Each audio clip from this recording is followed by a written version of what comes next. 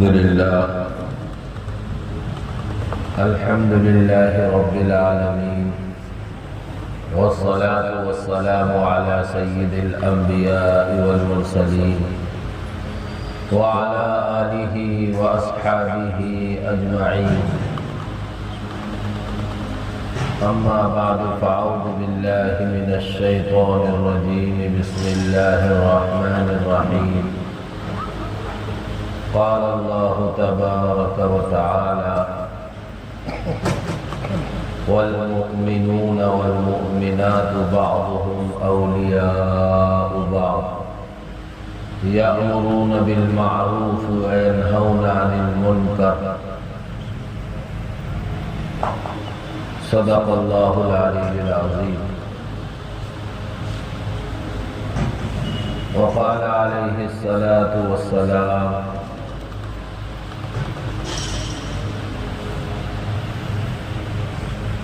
لقد أخفت في الله وما يخاف أحد، ولقد أوذيت في الله وما يؤذى أحد، أو كما قال نبينا صلى الله عليه وسلم. محترم بھائیوں، بزرگوں، اللہ جل جلالہ وعم نوالہ کا ہم سب پر بڑا احسان ہے، اس کا فضل ہے، اس کا کرم ہے کہ ہمیں دین حق ماننے والوں کے گھروں میں پیدا فرمایا ہے، اور اللہ نے ہمارے اسلاف میں، ہمارے پیشرو بزرگوں میں یہ فضل فرمایا کہ انہوں نے دین حق کو قبول فرمایا.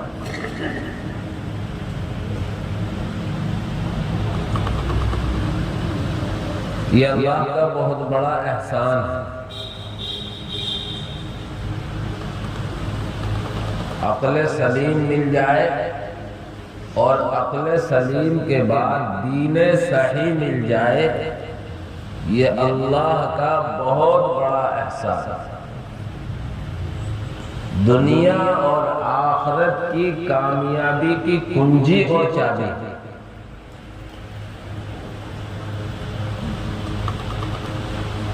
اس لیے کہ دنیا میں بھی چین و سکون کی زندگی کے لیے دین صحیح کا ہونا ضروری ہے، اور کل قیامت میں جب اللہ رب العزت والجلال کے سامنے ہم سب کی پیشی ہوگی تو اللہ تبارک و تعالیٰ کے یہاں جو ہمارے سوال و جواب ہوں گے، وہاں بھی جہنم سے بچنے کے لیے اور جنت میں جانے کے لیے دین حق کا ہی ہونا شرط ہے. اور اس وقت کا دین حق دین اسلام ہے. اللہ رب العزت والجلال قرآن کریم میں فرماتا ہے: ان الدین عند اللہ الاسلام. بے شک دین حق دین اسلام ہی ہے. اللہ کے یہاں اگر کسی دین کا اعتبار ہے، کسی دین پر کامیابی کا مدار ہے، دنیا کی چین و سکون کی زندگی ملنے والی ہے، آخرت کی کامیابی کی زندگی ملنے والی ہے، تو وہ صرف اور صرف دین اسلام پر ہمارے اور آپ کے پیارے پیغمبر حضرت محمد رسول اللہ صلی اللہ علیہ وسلم کے لائے ہوئے طریقے.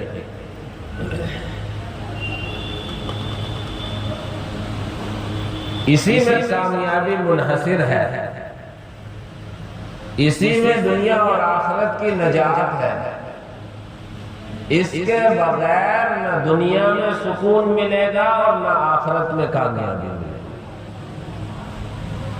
خواہ کتنا ہی ہم مجاہدہ کر لیں، کتنا ہی ہم قربانیاں دے لیں، کتنی ہی محنتیں کر لیں، کتنی ہی چلہ کشی کر لیں، کیسی ہی کوشش کر لیں، جب تک دین اسلام کے پیروکار ہم نہیں بنیں گے، جب تک ہم اللہ اور اس کے آخری پیغمبر حضرت محمد رسول اللہ صلی اللہ علیہ وسلم کے طریقوں کو، اللہ کے احکام کو اپنی زندگی میں داخل نہیں کریں گے اور اللہ کے حکموں کے مطابق اپنی زندگی نہیں گزاریں گے، اس وقت تک ہماری کوئی محنت، کوئی کوشش، کوئی جد و جہد کامیاب نہیں۔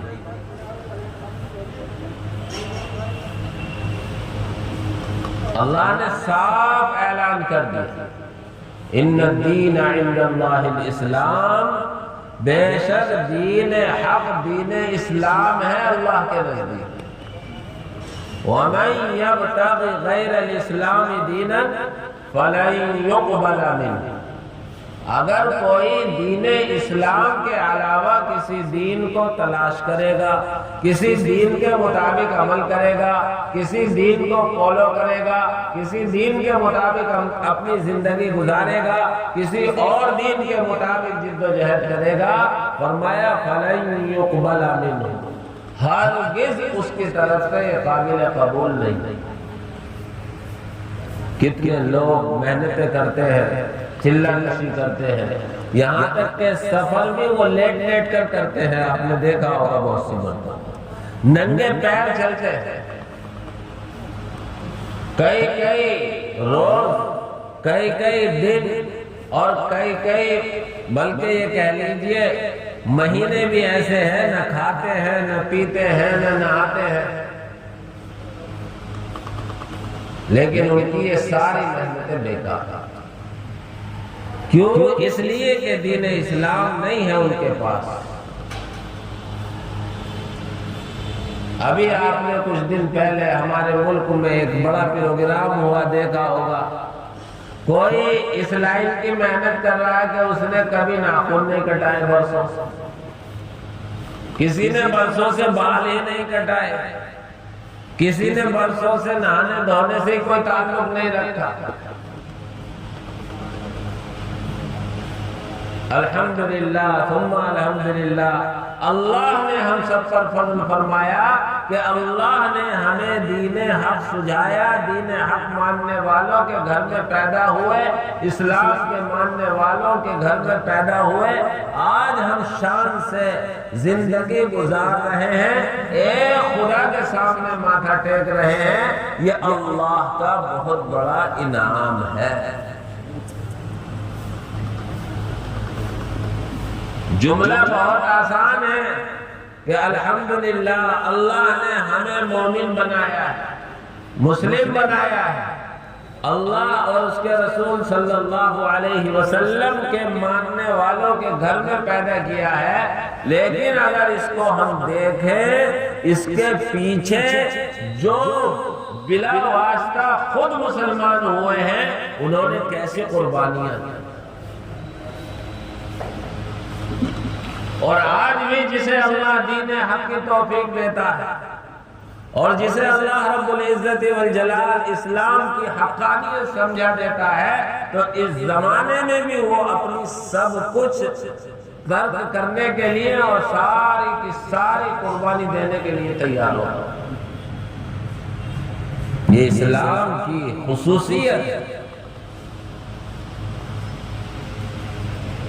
اس لیے میرے بھائیوں، ہمیں اس پر اللہ کا جتنا شکر ادا کرنا چاہیے اور جتنا ہم کرتے ہیں وہ بہت کم ہے، جتنی بڑی نعمت ہمیں اللہ نے دی۔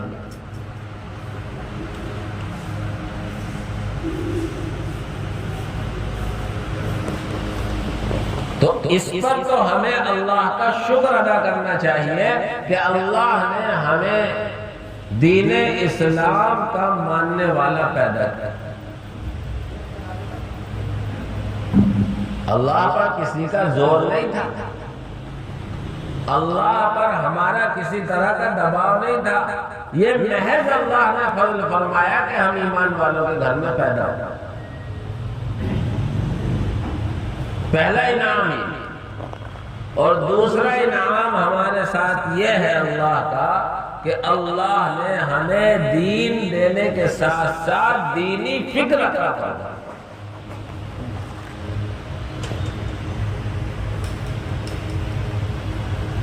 دینی فکر کا مل جانا یہ بھی اللہ کا بہت بڑا انعام ہے، اور یہ حضرات انبیاء علیہم الصلوات والتسلیمات کی فکر ہے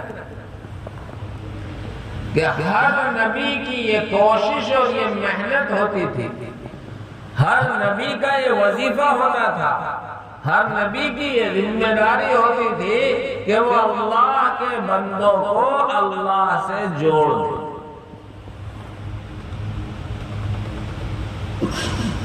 ہر ایک اللہ کا بندہ اللہ کی ماننے والا بن جائے، اور ہر ایک اللہ کا بندہ اللہ کی اطاعت میں زندگی گزارے۔ اس کے لیے حضرات انبیاء نے بڑی قربانیاں دی ہیں، اور حضرات انبیاء نے سب سے بڑی قربانی ہمارے اور آپ کے پیارے پیغمبر حضرت محمد الرسول اللہ صلی اللہ علیہ وسلم، سب سے بڑا کارنامہ ہمارے اور آپ کے پیارے پیغمبر حضرت محمد الرسول اللہ صلی اللہ علیہ وسلم کا ہے۔ بہت تھوڑی سی مدت میں، بہت کم وقت میں اللہ کے نبی صلی اللہ علیہ وسلم نے 1.25 لاکھ کا مجمع ایسا تیار کر دیا، اور ایسے افراد بنا دیے کہ انہوں نے پورے اطراف عالم میں اللہ کے نبی صلی اللہ علیہ وسلم کے پیغام کو پہنچایا، اور یہ پیغام حضرت رسول اکرم صلی اللہ علیہ وسلم کے دنیا سے تشریف لے جانے کے بعد آپ کے ہر امتی کا وظیفہ ہے، آپ کے ہر امتی کی ذمہ داری ہے۔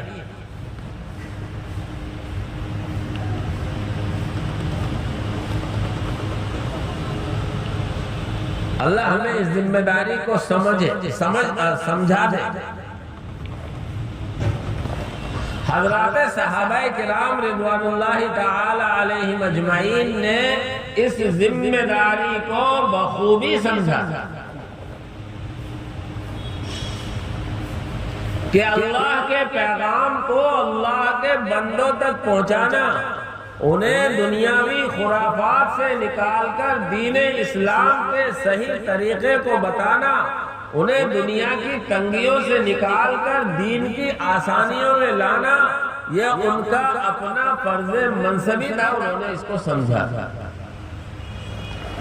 قرآن کریم نے اسی کو بیان کیا ہے، وَالْمُؤْمِنُونَ وَالْمُؤْمِنَاتُ بَعْضُهُمْ أَوْلِيَاءُ بَعْضٍ۔ مومن مرد، مومن عورتیں یہ ایک دوسرے کے دوست ہیں، ولی ہیں۔ کیا کام ہے ان کا؟ دوستی کن چیزوں میں ہے؟ دوستی کس کام کے لیے ہے؟ یأمرون بالمعروف، یہ ایک دوسرے کو نیکی کی دعوت دیتے ہیں، ایک دوسرے کو نیکی پر آمادہ کرتے ہیں، ایک دوسرے کے لیے نیکی کا ماحول قائم کرتے ہیں، ایک دوسرے کے لیے نیکی کا کام کرنے کے لیے راہنمار کرتے ہیں۔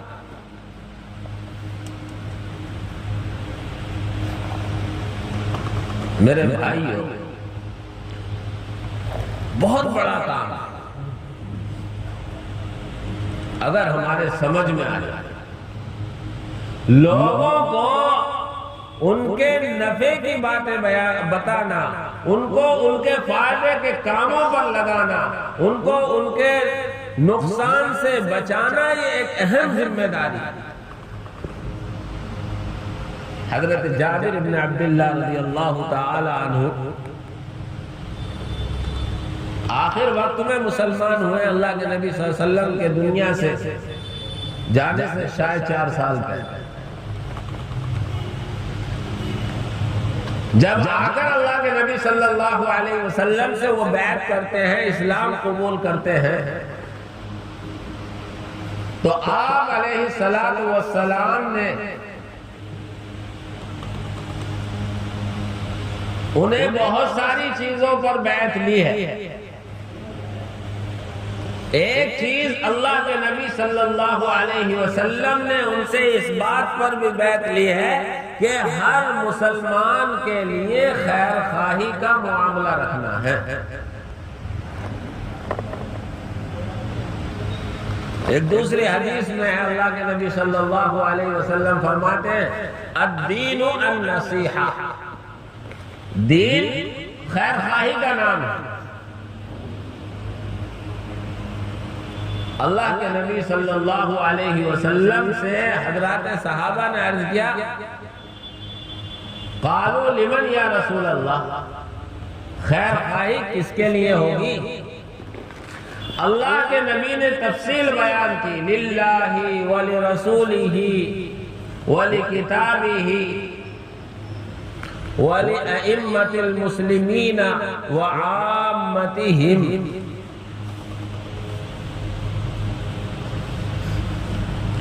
فرمایا اللہ کی بھی خیر خواہی، اللہ کے رسول کی خیر خواہی، اللہ کی کتاب کی خیر خواہی، مسلمانوں کے ذمہ داروں کی بھی خیر خواہی، اور عام مسلمانوں کی بھی خیر خواہی ہو۔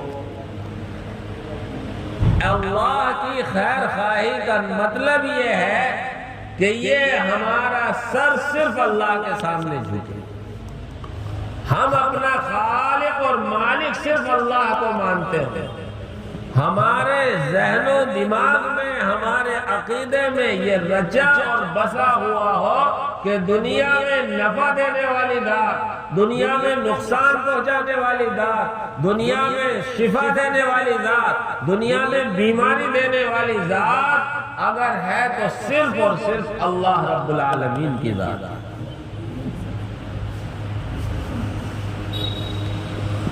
جیسے حضرت ابراہیم علیہ السلام نے اللہ کے منکروں کے سامنے اس بات کا واضح اعلان کیا تھا۔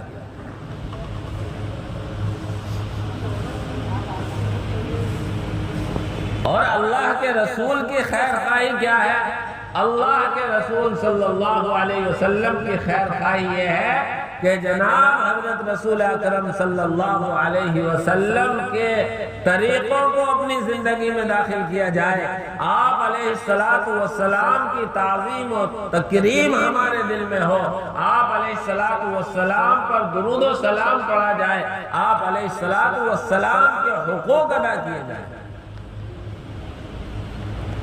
اور اللہ کے کتاب کی خیر خواہی یہ ہے کہ اللہ نے ہمیں اپنی کتاب میں جن کاموں کے کرنے کا حکم دیا ہے ہم ان کاموں کو کرنے والے بن جائیں، اور جن کاموں سے روکا ہے ہم ان کاموں سے رکنے والے بن جائیں۔ اور مسلمانوں کے ذمہ داروں کی خیر خواہی یہ ہے کہ ہم ان کی ہر جائز بات میں اطاعت کریں۔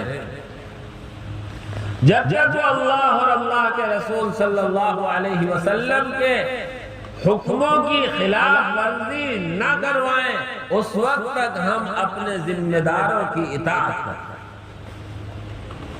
اور عام مسلمانوں کی خیر خواہی یہ ہے کہ ہر ایک ایمان والے کو بلکہ ان پورے انسانوں کو ان کے نفع کی باتوں پر لائیں۔ یہی مشن تھا حضرات صحابہ، یہی مشن تھا بزرگان دین کا، یہی مشن تھا ائمہ کرام کا، اور یہی اس آیت میں ذکر کیا گیا ہے وَالْمُؤْمِنُونَ وَالْمُؤْمِنَاتُ بَعْضُهُمْ أَوْلِيَاءُ بَعْضٍ، ایمان والے مرد، ایمان والی عورتیں ایک دوسرے کے لیے دوست ہیں۔ کیا کرتے ہیں؟ یأمرون بالمعروف، وہ بھلی باتوں کا ایک دوسرے کو حکم کرتے ہیں، وَيَأْمُرُونَ وَيَنْهَوْنَ عَنِ الْمُنْكَرِ، اور بری باتوں سے روکتے ہیں۔ ہر ایک بندے کی خیر خواہی یہ ہے کہ اسے اس کے نفع کی باتوں پر لے آؤ اور اسے اس کے نقصان دینے والی چیزوں سے روکو۔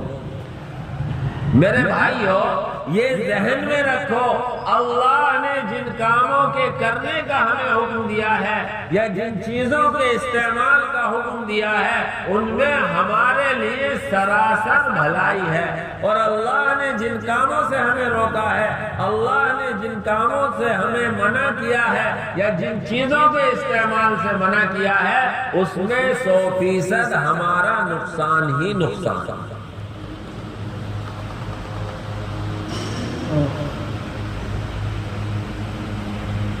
آج ہمارا یہی مشن ہے کہ ہم لوگوں کو ان کے نفع دینے والی باتوں پر آمادہ کریں، تیار کریں، ان پر لے آئیں، اور جو نقصان دینے والی چیزیں ہیں اور جو ان کا نقصان کرنے والی چیزیں ہیں ان سے ہم انہیں روک دیں۔ اس میں ہماری بھی بھلائی ہے اور پوری انسانیت کی بھلائی ہے۔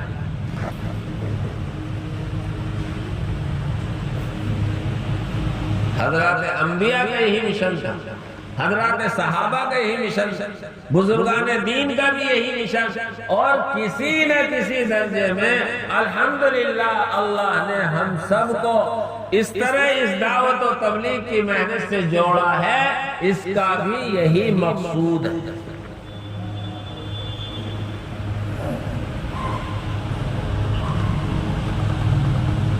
اور اس کو حضرات صحابہ لوگوں کے سامنے کھول کھول کر بیان کیا کرتے ہیں۔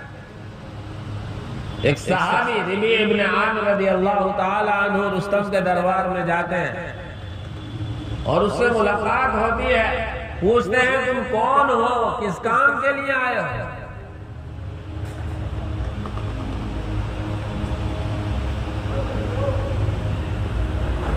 وہ کھلے الفاظ میں کہتے ہیں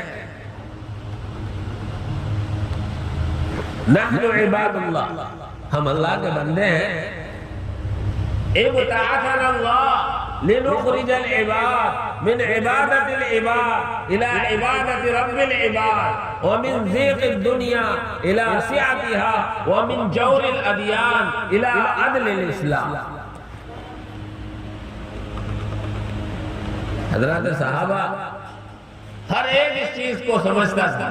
کہتے ہیں ربیع ابن عامر رضی اللہ تعالی عنہ کہ ہم اللہ کے بندے ہیں، اللہ نے ہمیں بھیجا ہے۔ یہ نہیں کہہ رہے آئے ہیں، کیا کہہ رہے ہیں؟ اللہ نے ہمیں بھیجا ہے۔ میرے بھائیو، ہم سب یہاں جو اکٹھا ہوئے ہیں یہ بھی اللہ کے بھیجے ہوئے ہیں۔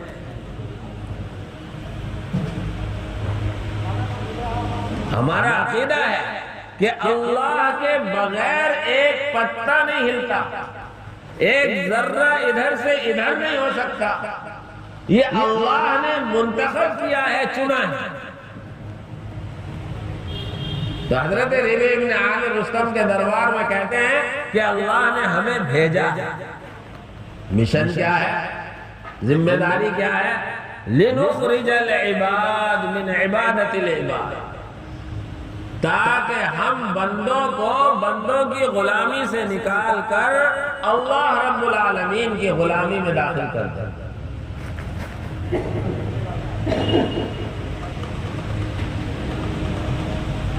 ہر چھوٹا بڑے کی غلامی میں لگا ہوا ہے دنیاوی اعتبار سے، اور اس وقت کا تو ماحول تھا ہر ایک اپنے بادشاہ کے دین پر ہوتا تھا، اسی کی ماتحتی ہوتی تھی۔ تو حضرت ربیع ابن عامر نے پیغام دیا کہ ہم بندوں کو بندوں کی غلامی سے نکال کر اللہ رب العالمین کی غلامی میں داخل کریں۔ وَمِن ضِيقِ الدُّنْيَا إِلَى سِعَتِهَا، اور دنیا کی تنگیوں سے نکال کر دنیا کی آسانیوں میں لائے۔ آج بھی میرے بھائیو، ہم اسلام کے ماننے والے بھی دنیا کی تنگیوں میں پھنس گئے، علاقائی رسم و رواج میں پھنس گئے، علاقائی خرافات میں پھنس گئے، علاقائی بدعات میں پھنس گئے، خاندانی رسم و رواج میں پھنس گئے۔ اللہ نے جو ہمیں صاف ستھرا دین دیا ہے، اللہ نے ہمیں جو صاف ستھرا طریقہ دیا ہے، جب شادی بیاہ کا موقع آتا ہے وہ ایک طرف رہ جاتا ہے، ہر ایک اپنے خاندان، برادری اور نسل کے رسم و رواج میں پھنس جاتا ہے۔ اللہ کے نبی کے صحابہ تو کہہ رہے ہیں کہ ہم تو دنیا کی تنگیوں سے نکال کر دنیا کی آسانیاں دینے آئے ہیں۔ وَمِن ضِيقِ الدُّنْيَا إِلَى سِعَتِهَا، اس لیے ہمیں رسم و رواج کو چھوڑ کر، خاندانی اور برادری کے بندھنوں کو توڑ کر دین اسلام کے پاکیزہ اور مبارک طریقے میں آنا چاہیے اور سب کو اسی بات پر آمادہ کرنا چاہیے۔ وَمِن جَوْرِ الْأَدْيَانِ إِلَىٰ عَدْلِ الْإِسْلَامِ،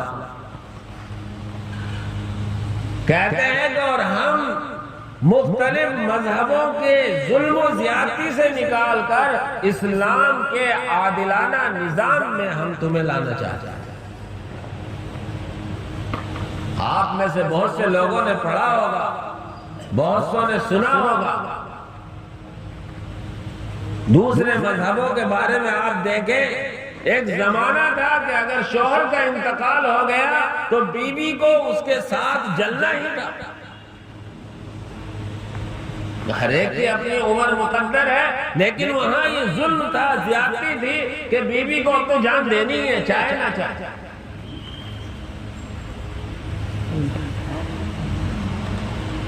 دنیا میں عادلانہ نظام، مساویانہ نظام اور سب کے حقوق کا خیال صرف اسلام نے کیا۔ ایک ہی صف میں کھڑے ہو گئے محمود و ایاز، ایک ہی صف میں کھڑے ہو گئے محمود و ایاز، نہ کوئی بندہ رہا نہ بندہ نواز۔ اور اسلام کا عادلانہ نظام دیکھنا ہے تو اس کے لیے مسجدیں ہیں، اللہ کے گھر ہیں۔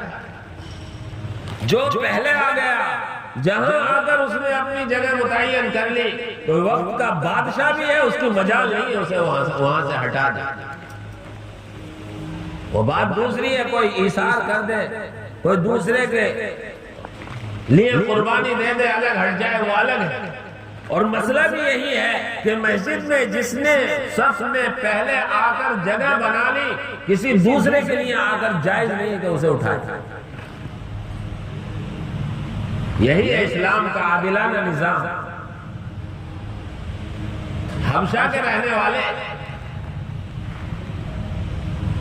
جنہیں معاشرے میں کوئی حیثیت حاصل نہ تھی، اللہ رب العزت والجلال نے اپنے پیارے پیغمبر حضرت محمد رسول اللہ صلی اللہ علیہ وسلم کے قدموں میں جگہ دی، وہ مؤذن رسول بنے، اور اللہ کے نبی صلی اللہ علیہ وسلم جب جنت میں تشریف لے جا رہے ہوں گے تو اللہ کے نبی صلی اللہ علیہ وسلم کی اونٹنی پکڑ کر وہ سب سے پہلے آگے تشریف لے جائیں۔ یہ ہے اسلام کا عادلانہ نظام۔ اسی لیے حضرت ربیع ابن عامر نے کہا وَمِن جَوْرِ الْأَدْيَانِ إِلَىٰ عَدْلِ الْإِسْلَامِ، ہم تو لوگوں کو مختلف مذہبوں کی ظلم و زیادتی سے نکال کر اسلامی عادلانہ نظام میں لانا چاہیے۔ مشہور ہے کہ حضرت خواجہ معین الدین چشتی رحمۃ اللہ علیہ جب اجمیر میں آئے ہیں، انہوں نے سب کی دعوت کی ہے، ہر گھر کی دعوت کی ہے، سب کی دعوت پر آئے ہیں، لیکن ایک غلاظت اور گندگی صاف کرنے والا ٹوکرا لے کر گزرتا ہے، وہ نہیں آتا۔ کسی نے بتایا کہ وہ تو قوم سے فلاں ہے، انہوں نے کہا اسے بھی بلاؤ۔ اور بلایا ہے، اسے نہلایا دھلایا ہے اور اپنے ساتھ اپنے پلیٹ میں کھانا کھلایا ہے، وہ کہتا ہے مجھے نہیں پتا کہ لقمہ پہلے میرے پیٹ میں اترا ہے یا ایمان پہلے اترا ہے۔ ہندوستان تو اس چھوا چھوت کا مرکز رہا ہے، یہ تو اسلام نے سمجھایا ہے کیا ہے عادلانہ نظام۔ آج مساوات کا ڈھنڈورا تو بہت پیٹتے ہیں، لیکن مساوات کا پیغام تو صرف اسلام نے دیا۔ عزتیں محفوظ اسلام نے کی ہیں، اس سے بڑی کیا بات ہوگی۔ اللہ کے نبی صلی اللہ علیہ وسلم بیت اللہ کو مخاطب کرتے ہیں اور بیت اللہ کو مخاطب کر کے کہتے ہیں اے اللہ کے گھر، اللہ نے تجھے کیا شان و شوکت عطا فرمائی ہے، تجھے کیا عزت و تکریم عطا فرمائی ہے، لیکن ایک مومن کی عزت تیرے ڈھانے سے بھی زیادہ کہیں قیمتی۔ بیت اللہ کو ڈھائے اور کسی مسلمان کی بے عزتی کرے، اے مسلمان کی عزت اس سے زیادہ قیمتی۔ اللہ نے ہمیں اس دعوت و تبلیغ کے نظام سے جوڑا ہے، میرے بھائیوں اس کی قدر کریں اور ہم لوگوں تک اپنی بات پہنچائیں، لوگوں تک اسلام کا عادلانہ نظام سمجھائیں۔ آج بھی لوگ جو اسلام میں بھی ہیں اور جو ابھی تک اسلام میں نہیں ہیں، وہ دنیا کی رسم و رواج کے بندھن میں جکڑے ہوئے ہیں اور ان رسم و رواج کے نبھانے میں ان کی زندگیاں اجیرت، ان کے سکون غارت۔ اس لیے میرے بھائیوں، اللہ نے ہمیں اس سسٹم سے جوڑا ہے، اللہ نے ہمیں اس نظام سے لگایا ہے، تو اس نظام میں قربانی بڑھائیں۔ اللہ نے ہمیں ذمہ داری دی ہے، اللہ نے مجھے اور آپ کو چنا ہے، اس چننے کی قدردانی کریں۔ جس کی جیسی جو حیثیت ہے اس حیثیت کے مطابق اپنے آپ کو آگے بڑھائیں۔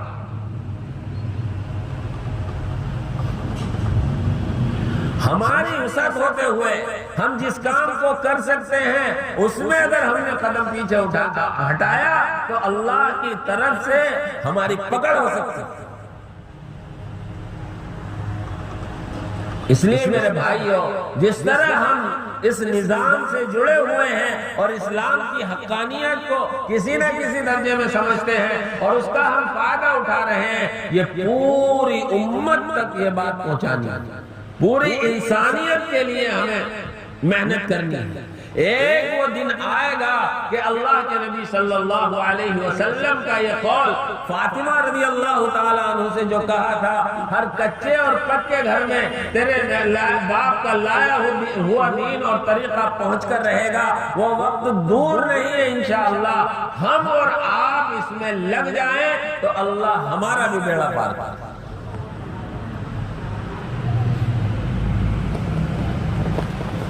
اس لیے میرے بھائیوں، اپنی قربانیوں کو بڑھاؤ۔ ابھی تو ہم کچھ بھی نہیں کر رہے ہیں، صحیح بات تو یہ ہے۔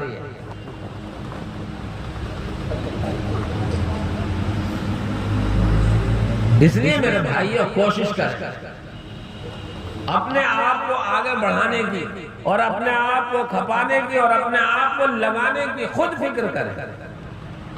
اور میں ایک بات کہتا ہوں کہ ہم اپنے ساتھیوں کا اپنا معین و مددگار سمجھے، کام اصل اپنا سمجھے کہ میری ذمہ داری ہے، میرے ساتھ جو لگے ہوئے ہیں میرا ہاتھ بٹا رہے ہیں۔ یہ سمجھیں گے تو ہمارا چلنا آسان ہوگا اور دوسرے ساتھیوں کی کمزوریوں سے نظر ہٹ جائے گی۔ اور جب کبھی اللہ رب العزت والجلال کسی کو پیچھے ہٹانا چاہتا ہے تو اس کی نگاہیں ساتھیوں کی کمزوریوں پر جاتی ہیں۔ میرے بھائیو، اصل کام میرا ہے، باقی جو ساتھی میرے ساتھ ہیں وہ میرے معین و مددگار ہیں، میرا ہاتھ بٹا رہے ہیں۔ ہر ایک ساتھی یہ سمجھے اور ہر ایک ساتھی دوسرے ساتھی کی خوبیوں سے فائدہ اٹھائے۔ کمی کوتاہیوں کو نظر انداز کرے، ہمیشہ کمیاں اپنی شمار کرنی ہے اور خوبیاں دوسرے ساتھیوں کی دیکھنی ہے۔ کہا نا عقل مندوں نے کہ کسی کی طرف آپ اشارہ کریں گے تو ایک انگلی اس کی طرف اشارہ کر رہی ہے، 3 انگلی ہماری طرف ہے۔ دیکھیے اللہ کی وضع، اللہ کا نظام کہ تو دوسرے کی طرف سے 1 انگلی اٹھا رہا ہے، 3 انگلی تیری طرف ہے، اپنے لیے بھی غور کر لے۔ کریں گے سب انشاءاللہ؟ بتائیں، اللہ قبول فرمائے۔